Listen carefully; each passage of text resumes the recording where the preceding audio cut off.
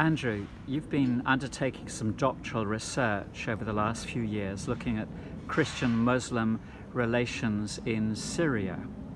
What motivated you to undertake this research? The motivation came actually through several visits to Syria prior to the conflict, I think since 2003.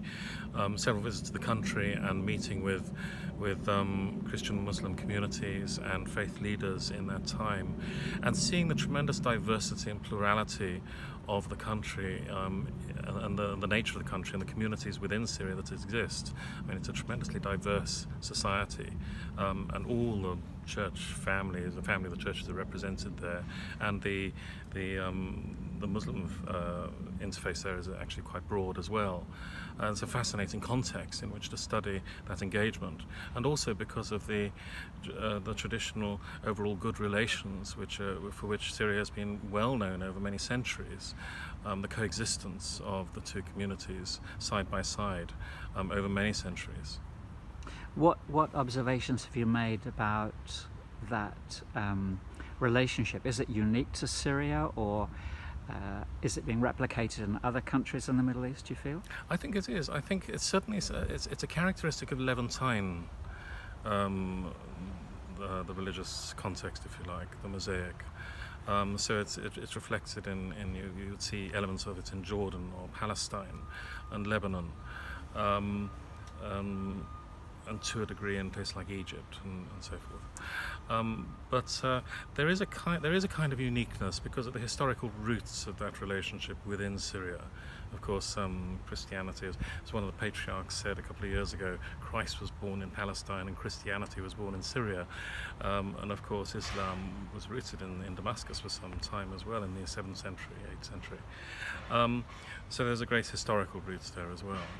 I mean, is it partly because there isn't one dominant faith community? I think that's true. Obviously, Islam is, and aspects of Islam are the dominant numbers. But you have Alawite, Sunni, but you have the huge plurality yes, of expressions of those faith communities, a huge breadth of expressions of those faith communities, which is very impressive.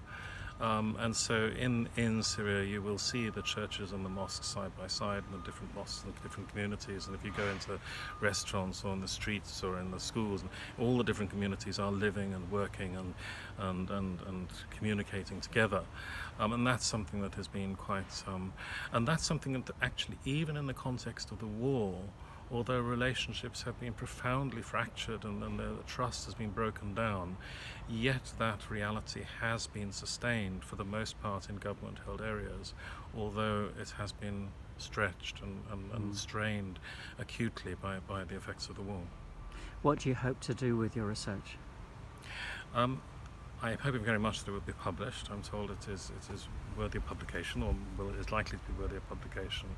I hope it will add to an understanding of the Syrian faith context, both the historical background and to the contextual realities within Syria in the last 20 years, because the research is about particularly the last 20 years and during the conflict. And I've done quite a lot of work with the faith communities in the midst of Syria, in Syria during the conflict, and I hope it will give some insight into those realities. But I hope that the way in which the communities have dealt with and are dealing with the conflict amidst so much trauma can actually be a foundation and a guide to the way communities, religious communities, Christianity and Islam, can deal with extremism and the effects of conflict and trauma beyond Syria. And I think that Syria could be an example in this. It's going to be a long journey.